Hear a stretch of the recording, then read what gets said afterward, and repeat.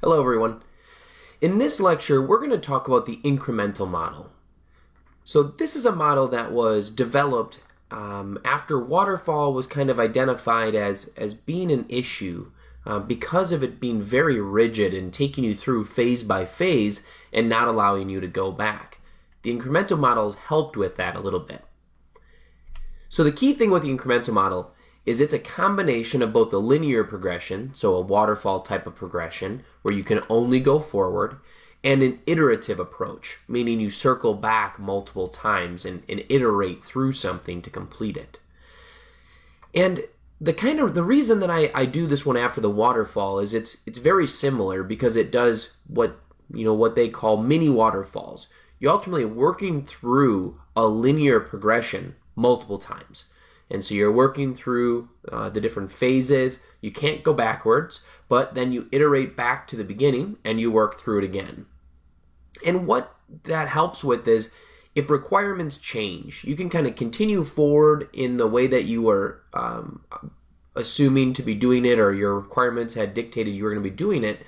But then in that next incrementation or the next iteration, you're able to go back and adjust those requirements and adjust that development that was done, as well as you can add additional features. So you can kind of, okay, let's start here, and then once we get that done, we'll be able to circle back and determine what other features and enhancements we want to add to the particular product to get us through to solve those business needs.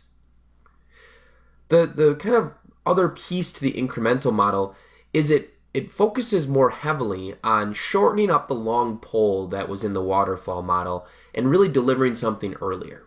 So the incremental model, the kind of that mini waterfall is called a mini waterfall because you may not be cutting steps out of it, but you will be cutting time to complete. So since you're going through the same steps but with less requirements, knowing that you don't have to get all those requirements listed and documented in that initial kind of run through, that initial iteration, you're able to go through, get something created, get something tangible for the business to utilize, and it just helps a lot with that.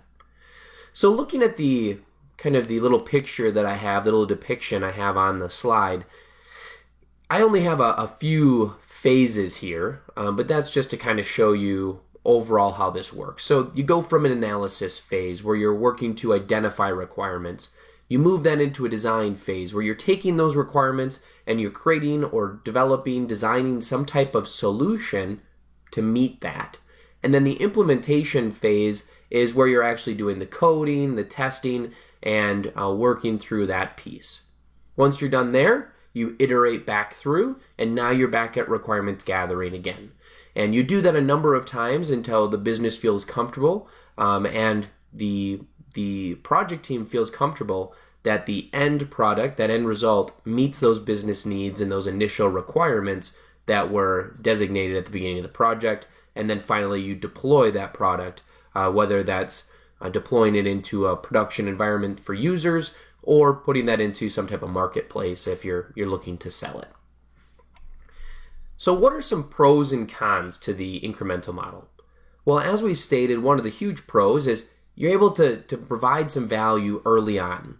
So as you've worked through that mini waterfall and you've worked all the way through, you've given the business users something tangible to look at and to play with and to see what they like about it, and then have them be able to come up with additional ideas. And that kind of goes into the second one, where you can come up with additional requirements or adjust requirements now that you've seen it, now that it's visual and you're utilizing it. It just helps to be able to kind of work through and say, oh, okay, now that I see that, here's what I want to adjust, or here's some additional things we want to do to be able to make sure that we're meeting our needs. Another thing is your problems can be detected pretty early. So since you're working through a mini waterfall, you get to the users and they may say, whoa, this is nothing like what we wanted. This we're going in the wrong direction. So in the waterfall, if you remember, problems are usually detected at that testing phase, but that is way down the line of that waterfall model. With the incremental model, yes, they're probably detecting it in the testing phase, but that's not as far down since you're doing just a very small segment of those initial requirements and working through your iterations. And another pro is that you can utilize knowledge that you've learned throughout those other iterations. So this is a nice one if you don't know the solution very well. So you don't know exactly what you're going to be doing, or you're going to be custom building something. You can say, you know what, let's get something out there and let's kind of throw something on paper, get it out there, work it through the full process, and give it to the users, let them look at it, and then we can learn from that as to what hurdles we ran into, what's difficult or easy, and that way as you move into the next iteration, you have that learning, that knowledge. Some of the cons to it is there is still a decent amount of documentation that's done in the incremental model. So as you're working through, you're still doing analysis, and then that kind of waterfalls, if you will, or phases into the next stage of the design, and then that phases into the next stage of the implementation. So you're still working through and still utilizing the output of the previous phase or stage as input in that next phase. So you still get a lot of documentation, and especially around when you're interfacing with other systems. And the big problem is when you're doing small iterations, you're generally not going to tackle that huge problem, that huge data integration. And so you're going to have to really document that out in the requirements, and that might be an iteration in itself where you're adding in that type of data integration with your system. The next thing is when you're iterating through, you can lose track of that big picture, lose track of what that business need was, what that business problem was that you were trying to solve for. So you're kind of working through, iterating, and pretty soon you're like, wait a minute, what were we solving for? We're just throwing these features and enhancements at this product that we're building, but we have no real end game, end result. And so you can just kind of iterate forever and never really get to that deployment. And the last con, or kind of the last big con, is that, like I had mentioned earlier, the bigger problems tend to kind of get pushed aside. So, we'll handle that in the next iteration. We don't want to handle that now, right? We want to add the more fun features. And so those issues and those roadblocks get pushed off to different iterations, and ends up causing you a lot of problems when you go to tackle it, because now you have this big system with all these different features and enhancements that you've created over multiple iterations that you're looking to kind of integrate it with. So when is it good to use an incremental model? The big reason you'd want to use this is you don't have the requirements very well defined. It's difficult. Users don't know what they want. They don't know what they don't know. And so this is going to be a large project, and since they don't know, trying to do a waterfall model would take forever, right? You'd be in the analysis phase, and it would be very hard to get them to visualize and understand what you're trying to depict, as well as it would be difficult for you to be able to pull out the requirements out of them because they don't really know what they want. So any type of large project where they don't know what they want, an incremental type of model would work good.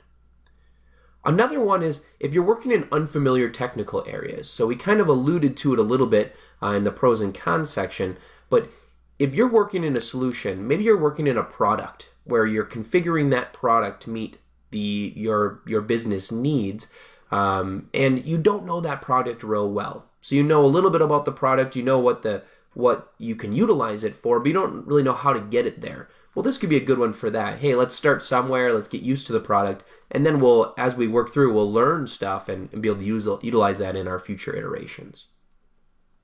The next one is if requirements are constantly changing, like in leading edge applications, this can work well just because you can increment through. Honestly, there's better methodologies that you can utilize for kind of leading edge or bleeding edge technology, and we'll get to those later. But this one is one that you can utilize for that, and it will work. The next one is business users need to be moderately to heavily engaged in the project. Since there's many waterfalls, you're not segmented like you are in the waterfall model. The waterfall model kind of has it where the business analyst works with the business to develop those requirements, and then the business analyst works with the solution designers to design out the solution. And at that point, when you're in the design stage, the business users are pretty much off doing their own thing, and they're not having to be engaged in the project until the approval comes out. Well, in this one, since the waterfall is so short, you're going through your requirements. Well, the design doesn't take as long because you're not having to design for as many requirements. So you need the business to be engaged to then approve. And then you need the business to be engaged right away because the implementation is not going to take very long. So they need to be more engaged. And the level of engagement, whether it's moderate or heavy, really depends on how long your iterations are. If you have a 2-month iteration, well, then maybe the business users can be moderately engaged. But if you have a 1-month iteration or less, then they're going to have to be more engaged because you're going to be moving through requirements analysis, getting approval on the design, testing that implementation that was done, the coding that was done, and you're circling right back to features and enhancements and analysis phase again. So they definitely have to be engaged more. And then the next thing is the functional requirements. You need to be able to turn them into something quickly, right? So a good when to use this is when that needs to happen, when the business needs to be able to see it. And they need to have something tangible that they can utilize right away. Maybe there's an urgent need. So they want to build this software suite or this software application, and it's going to take care of this huge problem. It's going to create all these efficiencies for them. But there's one critical component that needs to be done really quickly. Maybe there's a government change that's happening where they're regulating and saying this needs to be done by such and such a date. So this model can work well if you need to quickly get something out the door and deployed or usable and tangible in the business's hands. So that's the incremental model. Very similar to the waterfall model, but shortens up the phases, shrinks that down because it works with just a segment of requirements at a time and increments through multiple times until it's ready for deployment.